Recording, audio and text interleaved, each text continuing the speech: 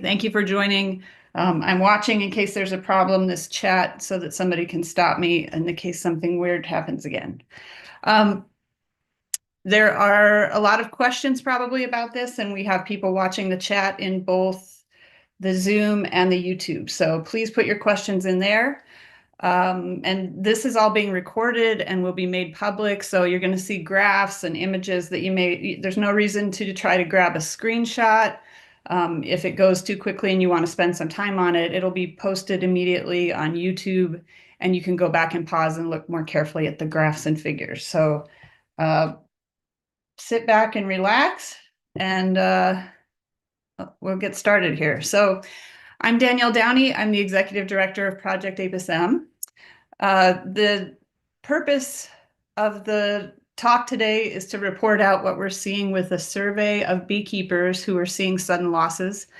And we moved quickly to gather information, and beekeepers get asked a lot to contribute information to surveys, and they often feel like they don't get the information back. So our first priority is to make sure that we get that information back as quickly as possible. This is preliminary information. There's going to be a lot more to come.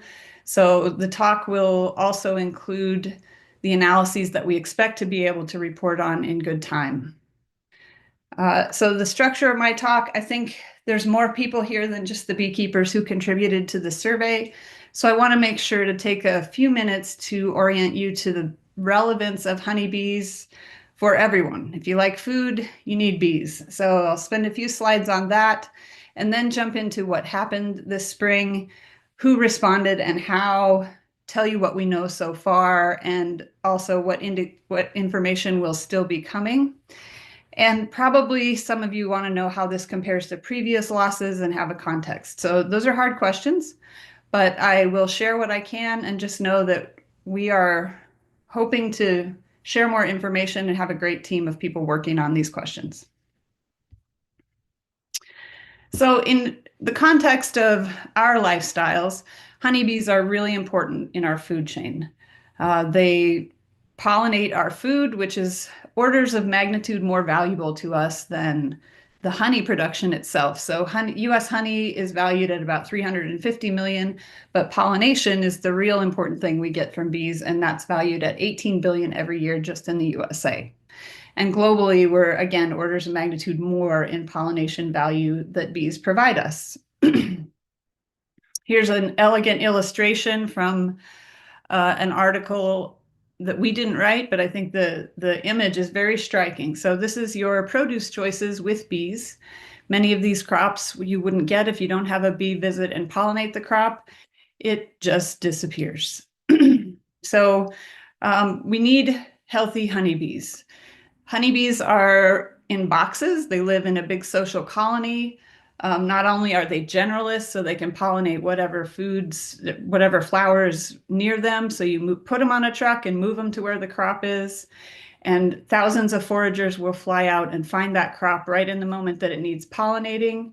And then when that crop is done, you can pick those colonies up and move them to the next crop or to where they're going to pasture to get honey. So this is a picture of bees being moved on a truck. And right now, at this time of year, the first crop that needs pollination is almonds.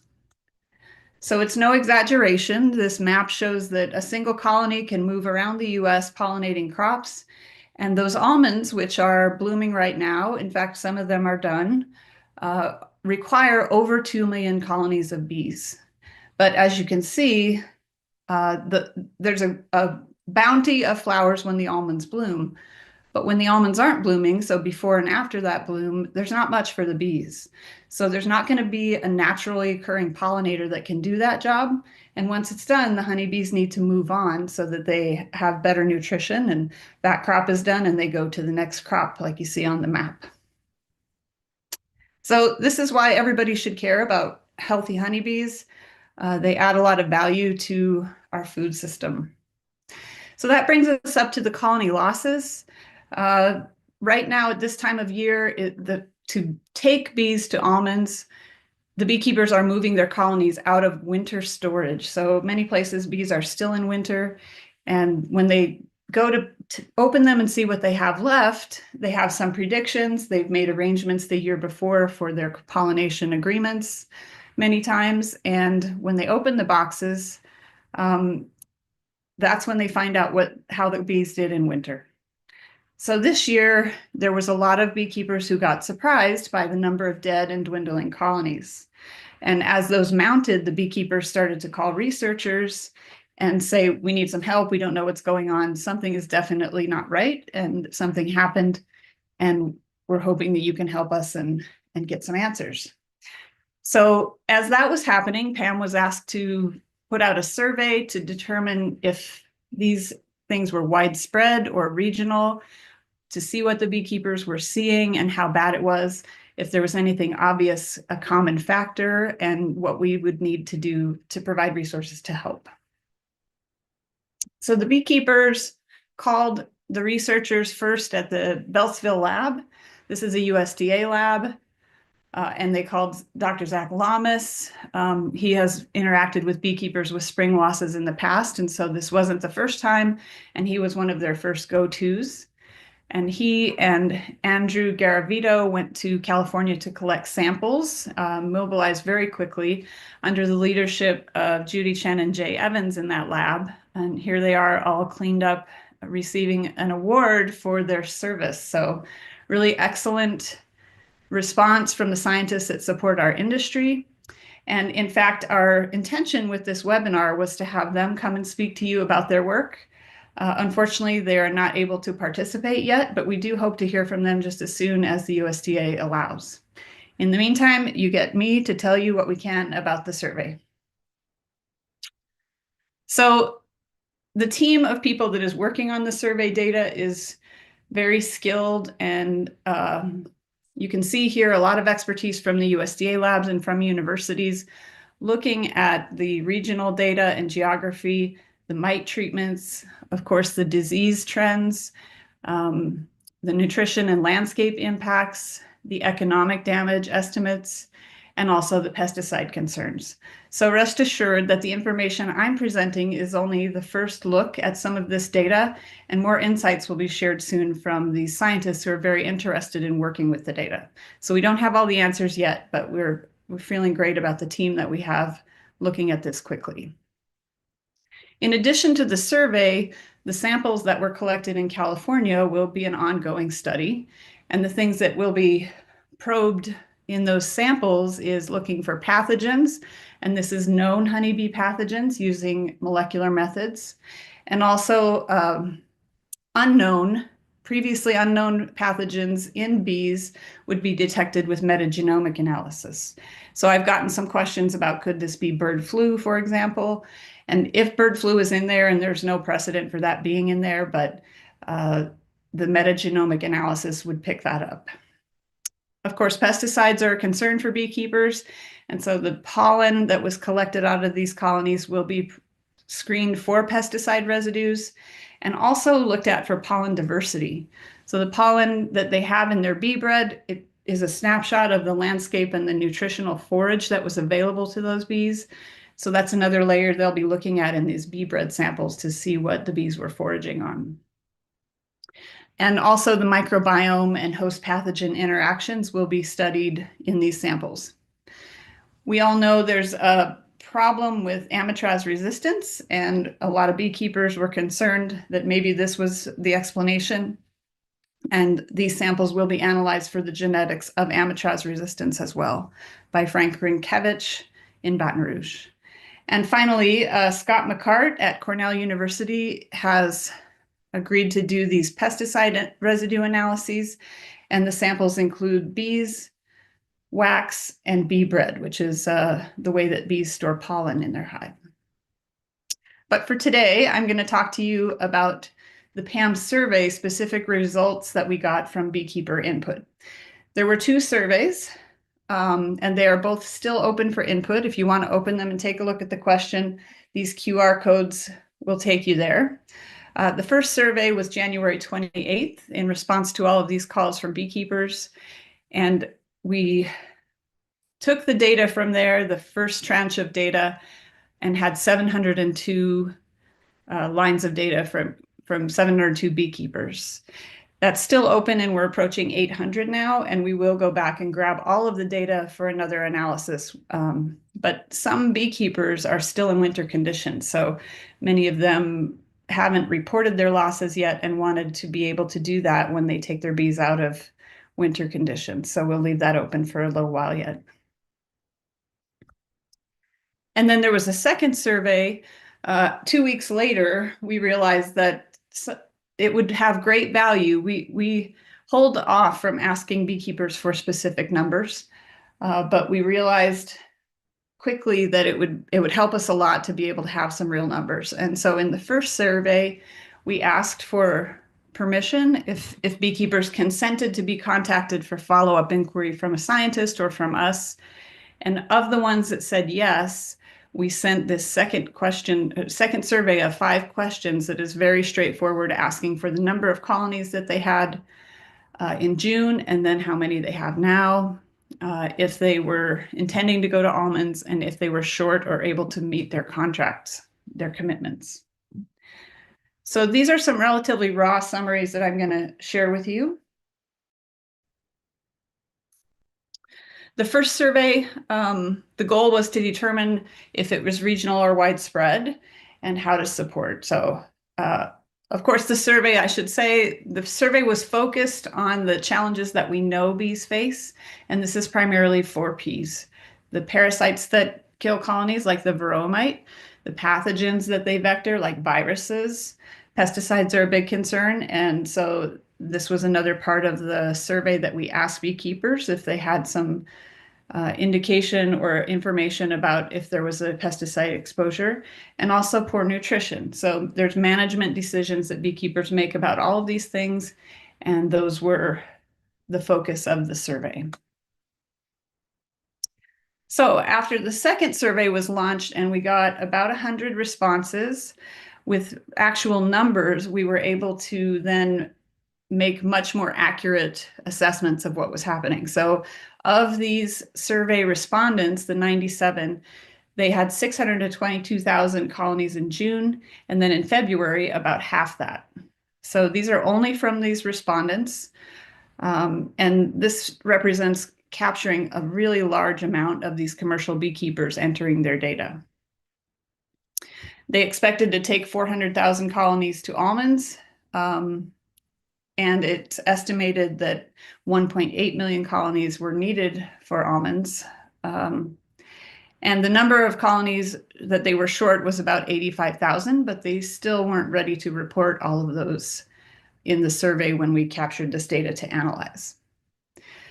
So the estimate based on the government NAS data of the number of colonies in the US using 2.7 million, the colonies represented in this survey are about 1.8 million, or 68% of the US total bees. So just in this survey, the respondents lost about 41% of the nation's bees. So this was an astoundingly high response rate to a survey, and I attribute that to the beekeepers were very concerned about what was happening and wanted to make sure that their status and their losses were included. This is much more than a typical survey gets attention from beekeepers. All of this info has been made public through press releases and announcements. So you may have seen one early February, another one, a joint press release about this data. If you want to probe the information by state and see how many beekeepers of each size responded in your state, this is also available on the releases that we have put out through social media. And if there were fewer than 4 respondents, the number was redacted just to protect the identity of the beekeepers who contributed information. In some cases, in a certain state and a size of beekeeper, it's possible to know who that was. And so we didn't want to compromise anybody's identity. This is some concluding data that has already been released, but I'll go over it here. The demographics of the study, we had hobbyists, about 50% losses, and they were 43% of the respondents, although they only represented about 1,000 colonies lost. And that's very typical because most of the bees are held by about 1,000 commercial beekeepers, give or take. And so when they respond, the largest part of the colonies are in those commercial beekeepers. And in this survey, 37% of the respondents were commercial beekeepers with over 500 colonies. We believe, and we use conservative estimates, we believe this to be an underestimate of the losses and an underestimate of the costs. So now I'd like to go through some of the specific questions we asked in the survey and share the results. This first one is about indoor and outdoor wintering. So many beekeepers have moved to a practice of storing their colonies in a climate-controlled building in the winter. And it's an obvious question to see if there was a pattern connected to these losses based on those winter conditions. And the answer to this using a pairwise Wilcox test is not that this is an obvious cause. So there are some a little bit higher losses among commercial beekeepers who wintered outside. So it shows the buildings are having some advantage. But this is not the kind of difference that we would expect to be reflected if this were a cause of all of these losses. Next questions, what percentage of queens were replaced? Queen health is a key concern to keep healthy hives. Beekeepers will replace queens or not. That's an important management decision that we asked about to see again if there was an obvious correlation with these losses. And here we see in commercial hives, the more than 50% queen replacement had slightly higher loss rates. And we don't know if that's cause or effect. We can't tell from this data, but again, not a huge difference to explain the losses. Honeybee nutrition is a really important factor that beekeepers manage. And when the landscape doesn't support enough the healthy bees, they often feed supplemental carbohydrates and supplemental protein. And so asking the beekeepers, did you supplemental feed carbohydrates or protein? And if so, what and when? And so there's obviously a lot of very rich data here in the details of what they fed and when. We don't have any information on that analysis yet, but what we do have is a graph that again shows the no clear pattern comparing those who fed sugar and protein, only sugar, only protein, and neither. So some slight differences, but certainly not a smoking gun. The question about varroa mites is a really important one. This is a huge concern for beekeepers, and one of their primary management focus is to how to manage the varroa mite. If you don't kill the mite will kill your bees. And so we asked beekeepers what their mite counts were in the fall heading into winter. And beekeepers had mite levels that were between 0 and more than 5. Some did not test, but the results again don't show that this mite distinction is looking like the cause for these problems.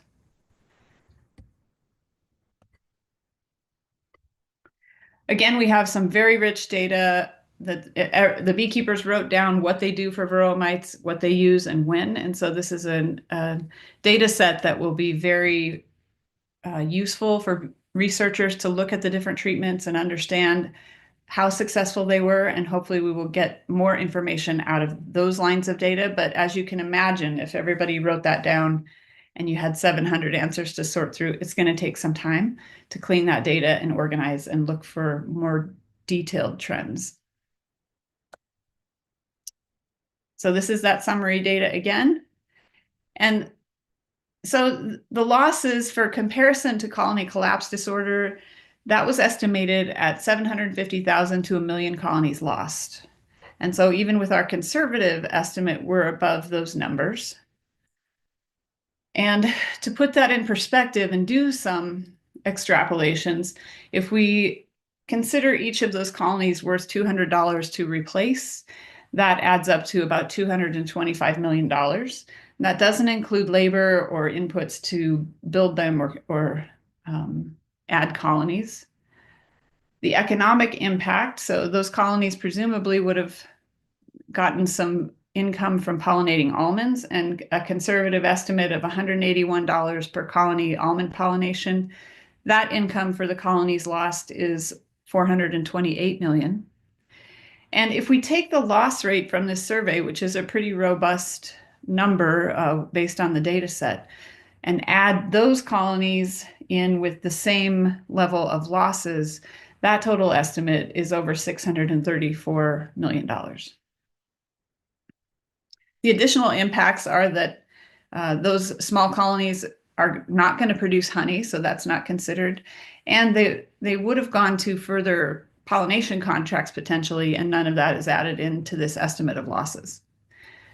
The other loss that we won't know the effect of for some time is that just because a colony is alive, it may be small and weak, and not only does it lose production, but it's going to be really hard for a beekeeper to rebuild using small, weak colonies. That won't happen in 1 year. It may take a year, 2 years, or longer if they decide to rebuild. Also, for context, the honey market, the value of US produced honey is about $350 million. So this is quite a large relative loss for this industry. So I've gotten some questions about how this compares to other surveys.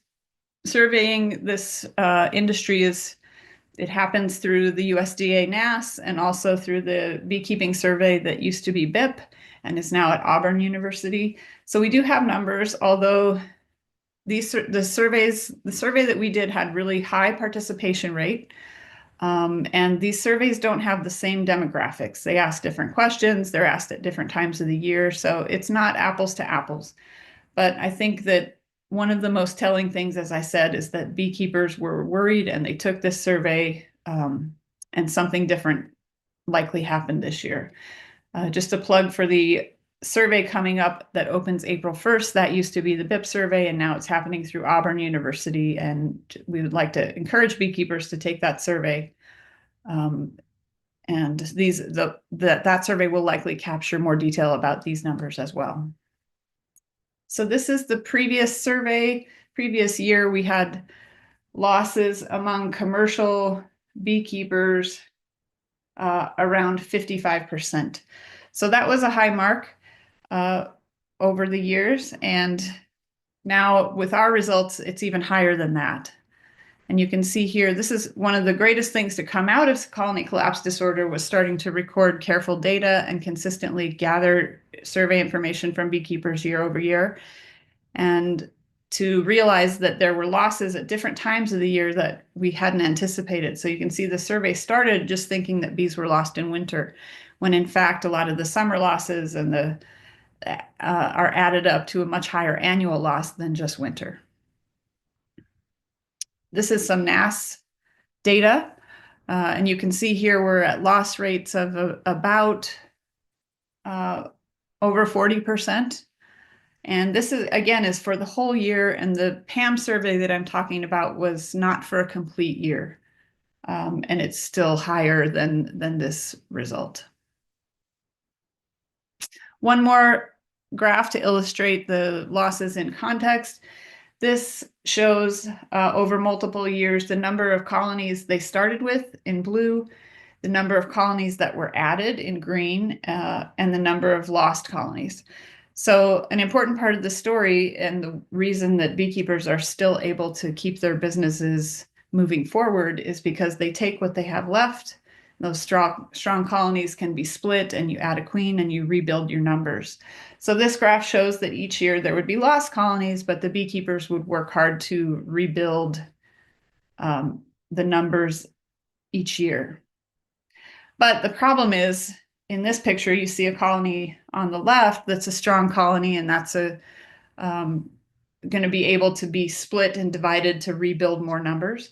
But if your colonies look like the one on the right, there's not really much production, and you won't be able to create any new colonies out of that.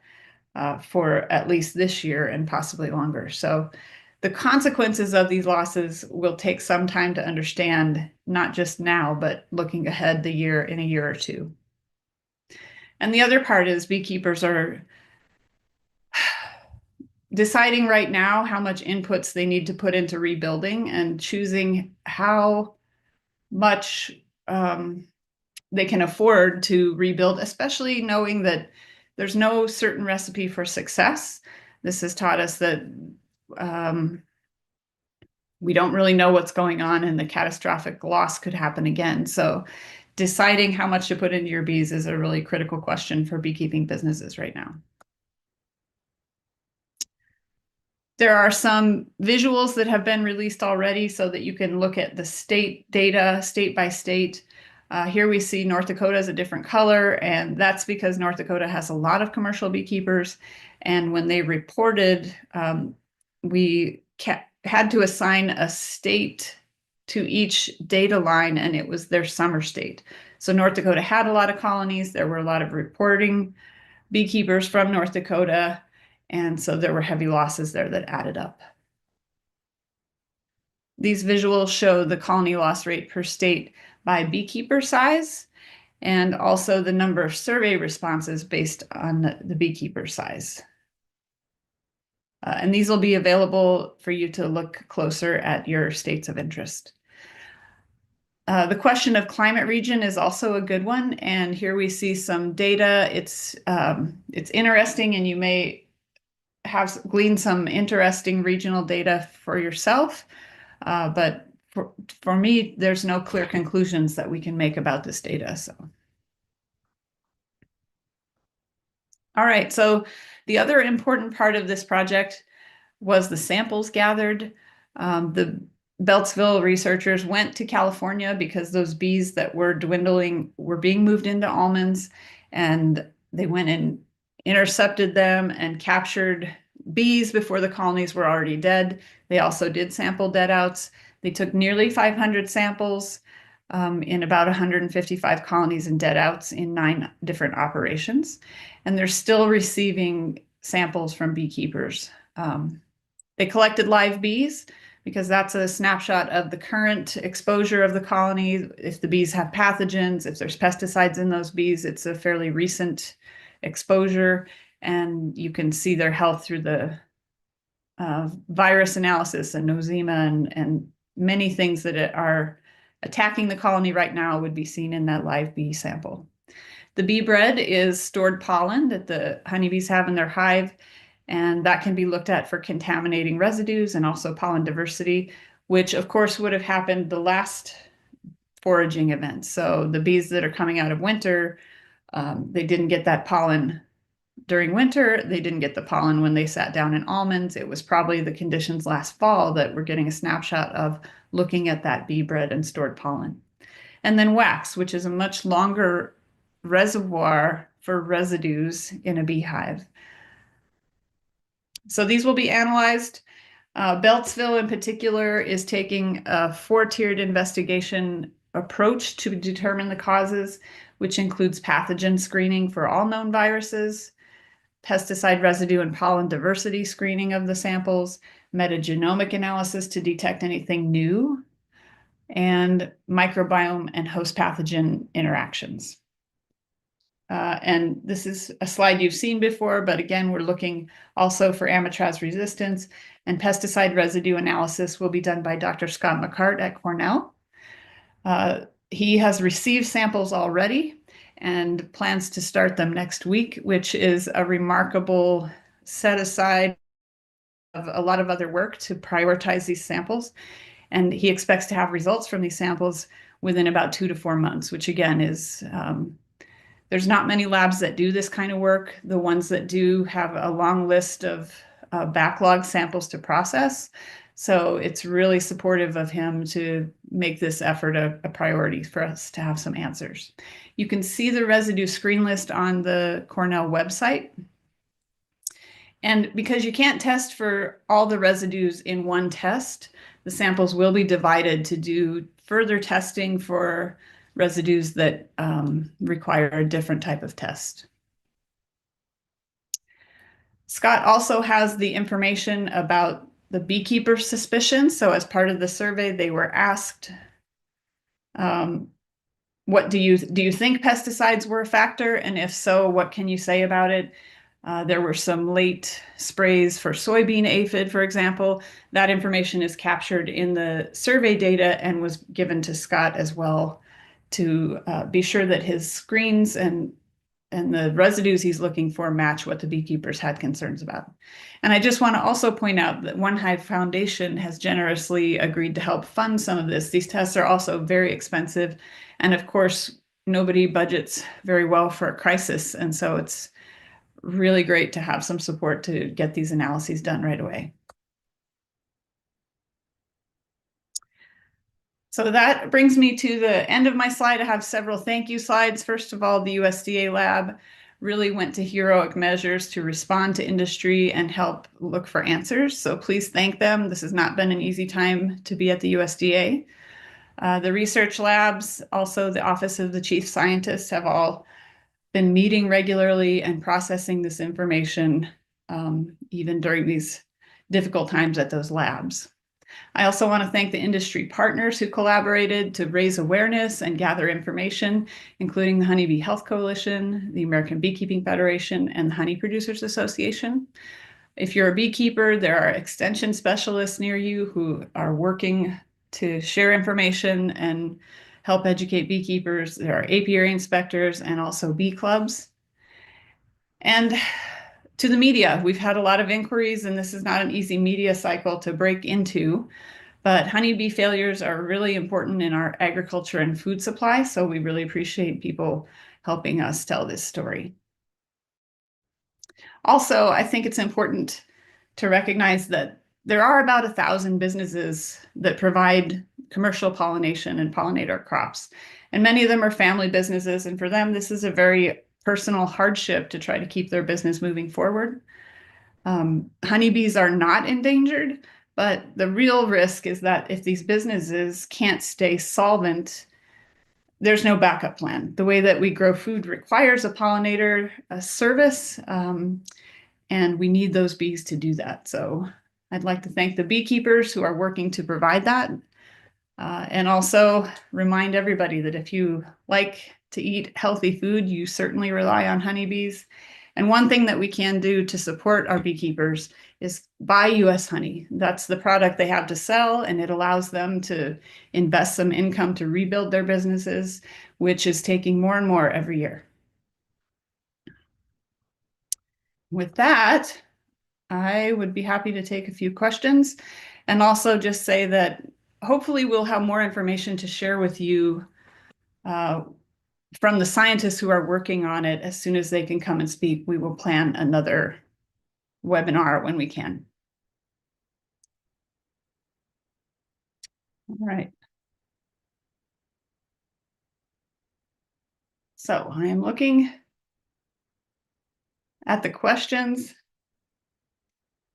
that are being dropped in. So this is a good question. So the pesticide results, we said we would know in 2 to 4 months. And I know Scott is really prioritizing getting those done quickly. There's some questions about, did you sample healthy bees too? And this is an excellent line of study that's been suggested multiple times, and they are collecting both samples from live colonies that are healthy and dead outs in operations that had good outcomes and operations that had bad outcomes. So they're being very thoughtful about collecting good comparisons. And in fact, they are collecting samples now, even though they're not still out in the field, from beekeepers who can send them now, knowing that when we get these pesticide results, we can't go back in time and collect more samples. So they're being thoughtful and asking for samples from beekeepers and getting that information and keeping them in the freezer so that if we do get an interesting answer and need to look at more samples, that will be possible.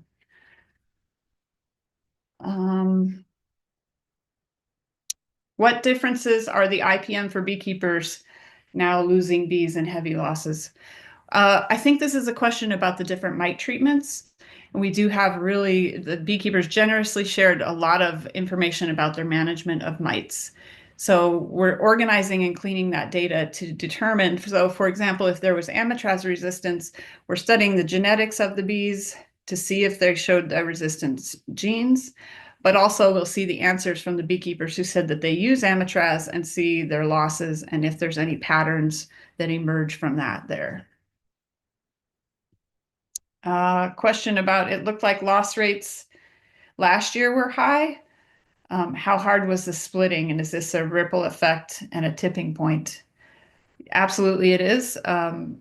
There's a lot of beekeepers who said that they knew last year it was going to be a hard year for a variety of reasons with their mite levels. They knew that, you know, it's not always a simple story. So, for example, in South Dakota, it got really hot in the middle of the summer. The clover stopped producing any nectar. The bees stopped producing brood, and with less brood, there was more mites, and it caused a kind of crashing that wasn't typical of a mite damage. So there can be a variety of ways that mite trouble looks. So that may be part of the answer. And the number of splitting is something that is more part of the management survey that starts April 1st. So how many colonies did you add was not a part of the survey that Pam did, but it is part of the other surveys. So that would be information that they could get at. Question, if European honeybees were not available, would native pollinators take over for agriculture needs? Well, there are many pollinators that are actually better at pollinating a flower than a honeybee. It depends on the flower and the bee, the architecture and the body, how long her tongue is. There's a lot of variables. But the real answer is that the scale that we grow food on is not conducive to habitat for native bees. We know that native bees are declining, and there's a scale of growing food that requires a component of pollination in order to secure your crop. Many crops require that you have bees there to get crop insurance because it's just a simple part of the equation to get the food production that that farmer needs. You have to have bees. And you may or may not have some feral and wild bees around, but it would be a gamble to expect them to do such a huge pollination job. So growers and beekeepers are a really important partnership to make sure everybody gets what they need out of their business models. So it's too big a job, the way that we grow food, to expect the natural ambient pollinators to do that work. And if we lose bees, I think somebody was asking about this bird flu, and we look at the price of eggs, because the chickens are sick and dying and the egg prices go up. And the same thing could happen with foods. If we don't have bees to pollinate, there will be less abundant food. It'll become more scarce and more expensive. So we're hoping that doesn't happen, but that is the real risk. Every year we wonder, and almonds is first, will we have enough bees to pollinate the almonds? And we won't know that yet about almonds. There were fewer bees and smaller bees to pollinate almonds, and we should know in a few months if that crop got what it needed to produce.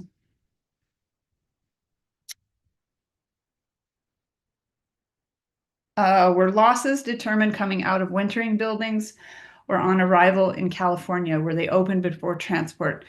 In a lot of cases, yes. It's very expensive to put colonies on a truck and drive them across the country. So a lot of beekeepers look first and try to remove the ones that are dead or empty, of course. And one alarming trend in these losses was that when they looked, they thought the bees were good, but a week or 10 days later, those bees that were good are no longer good. So this was, I think, especially part of the concern for beekeepers, that they had heavier losses coming out of sheds, and then they continued to have lost and dwindling colonies as they were going to California. So that was probably a big part of why they were so alarmed. Can I send samples? There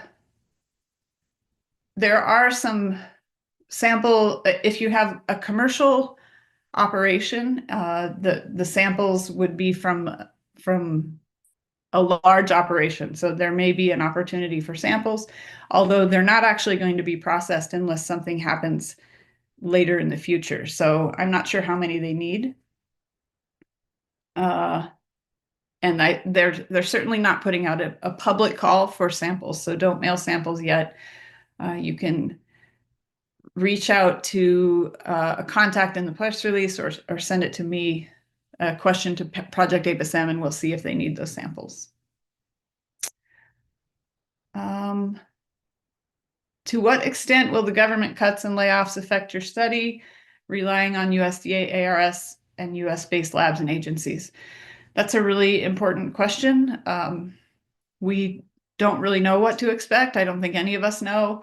It was a surprise that the scientists would not be able to speak about what they've been doing to answer industry's needs on this. Some of the labs have lost staff, and the hiring freeze means that they won't get the positions that were already empty filled. And so some of these labs are running at about 50% capacity, which is a real problem to keep productive. So we don't know. We're hopeful that they'll get good news and be able to answer that question for you on a webinar themselves.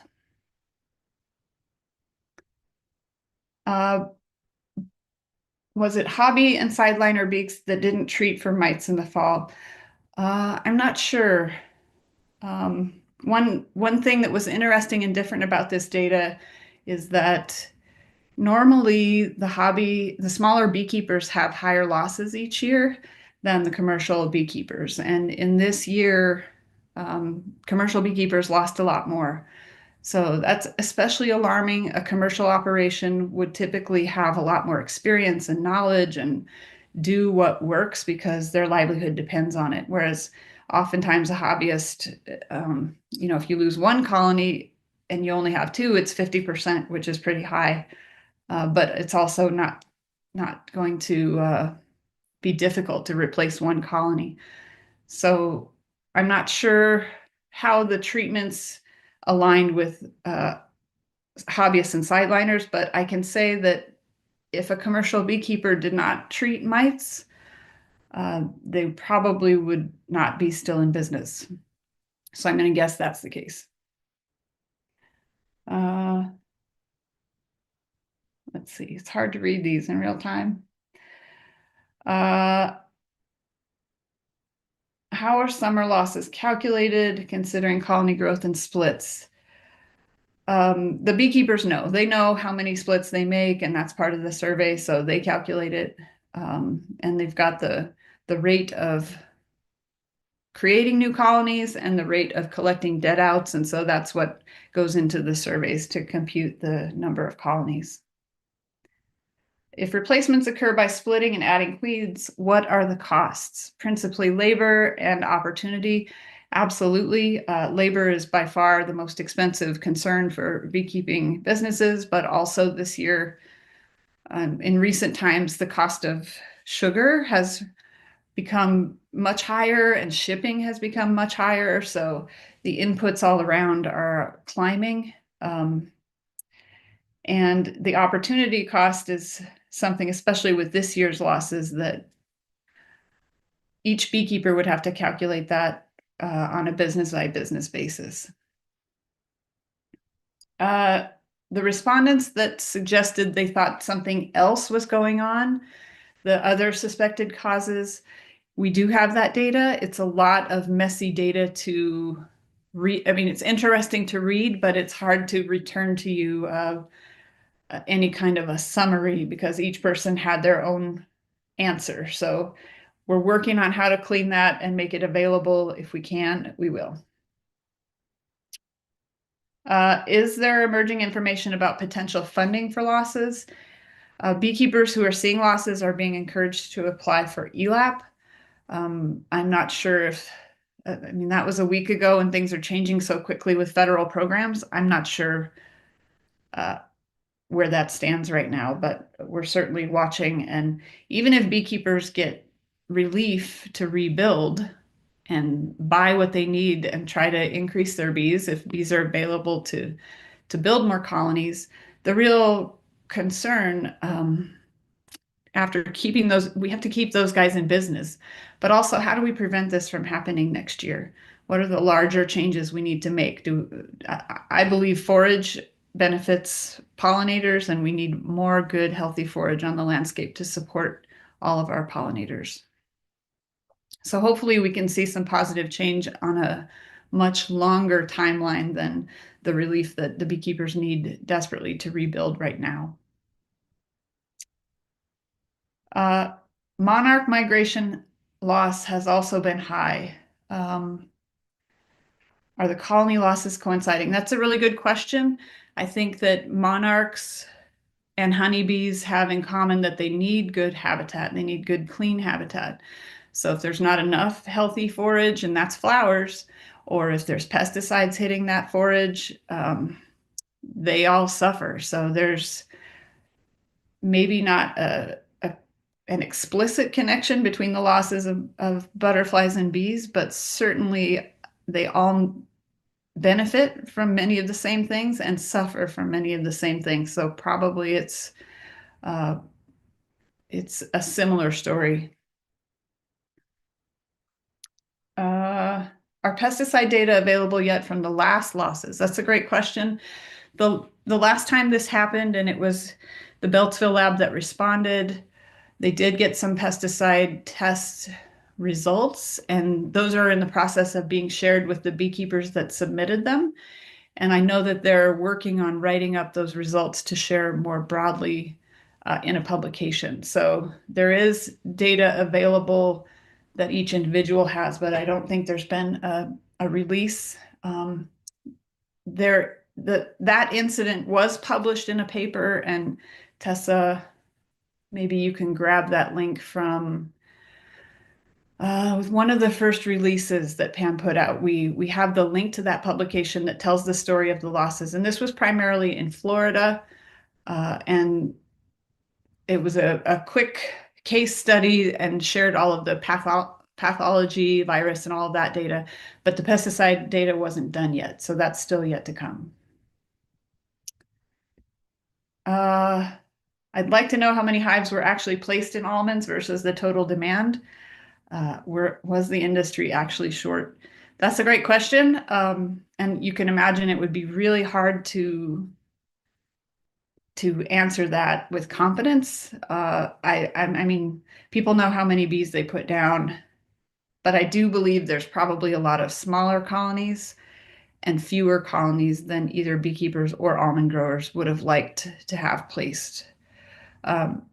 In almonds, the bees pollinating the trees is one factor. So when an almond orchard is blooming, you need the bees in there, and usually it's 1 to 2 hives per acre. And some people look at frames of bees rather than just hives of bees because it's not the box that counts, it's what's inside. So if the weather is great during the bloom, 1 hive per acre can pollinate that orchard without a problem. And on the other side, if you get really terrible weather and there's not enough sunny days for the bees to fly, you may have 4 colonies on that orchard and still be wishing that you had more because there's just not ideal conditions. So it's hard to guess based on bees what the shortage is, and this is part of the struggle um, to answer this question each year. And I think every year the beekeepers hope there will be enough, and the almond growers hope there will be enough. And it just comes right down to the moment that you're putting bees in the orchard. And there's really not much you can do to pivot or adjust or correct because the bees have just come out of winter and the bloom is happening. So I think that's part of the pressure in the system. Even if we didn't come up short and the almonds do get completely pollinated, I think the struggle for beekeeping businesses is real to keep their numbers up and have confidence in their revenue streams. Let's see. Have I missed any obvious questions?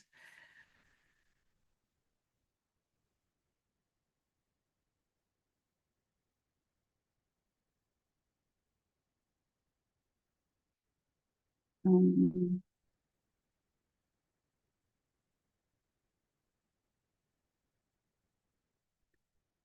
are there similarities to previous losses in the past? Unfortunately, the similarity is it's just too high. We have been hovering around losing 40% or more of colonies for many years. And those of us that work on trying to improve the outcomes, it's pretty frustrating to see those losses stay so high. And then to see them going the direction of getting even higher is pretty scary and frustrating.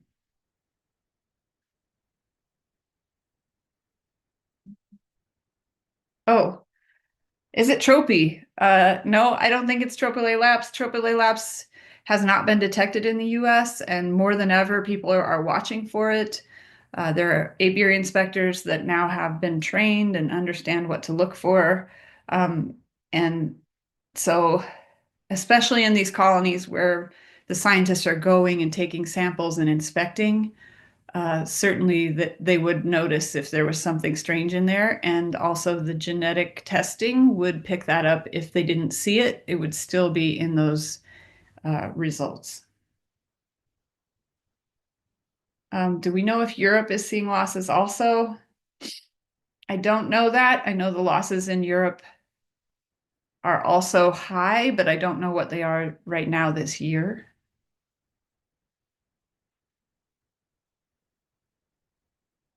Um, uh, Timing of treatment of varroa is very important to control the mites and reduce viruses. Uh, yes, so this is a question about if the survey covered that timing issue. And this is a question from Canada. And in the US, the timing of mite treatments isn't really one size fits all.